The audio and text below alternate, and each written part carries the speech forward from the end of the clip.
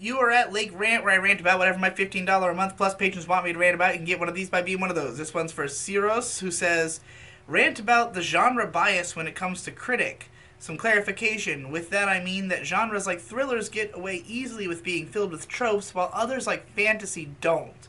So I found this confusing at first because my immediate thought was, what do you mean fantasy doesn't get away with being filled with tropes? Fantasy is like the most trope-driven thing that there is in media.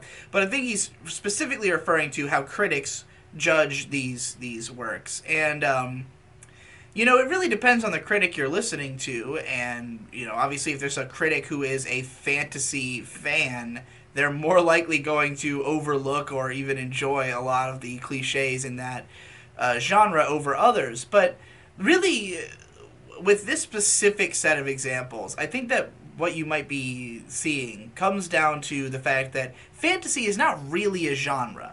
It's a setting. Thriller is a genre.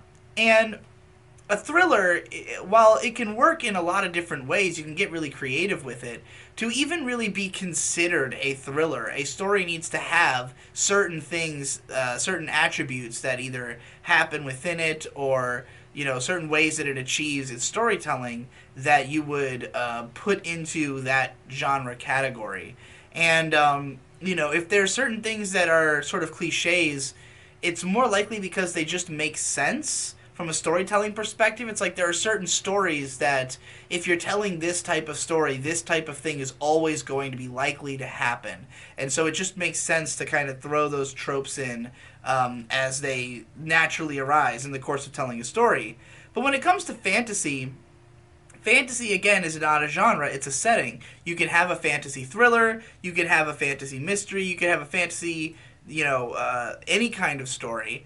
But the parts that do not need to be the same at all, that never really need to repeat themselves, are the world building details. What races are in this world? What are the customs? What time period are they in?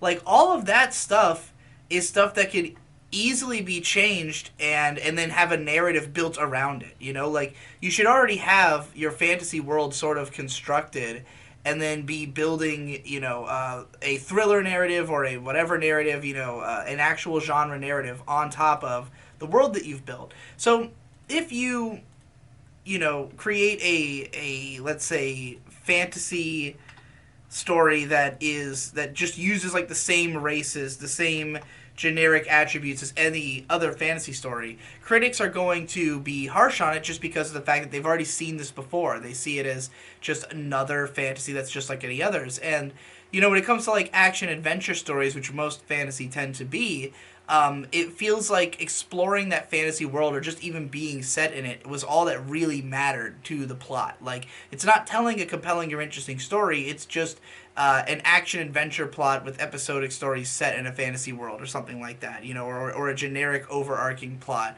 And it's kind of like you could have done anything and still told, like, you could swap out all these elements and still tell the same story. So why use the same elements over and over again? Whereas you can't necessarily tell a thriller with any random combination of elements. It will only be a thriller if it has these certain types of storytelling. So I think that might be the reason for these issues, but it's hard for me to say without knowing exactly who you're talking about, really.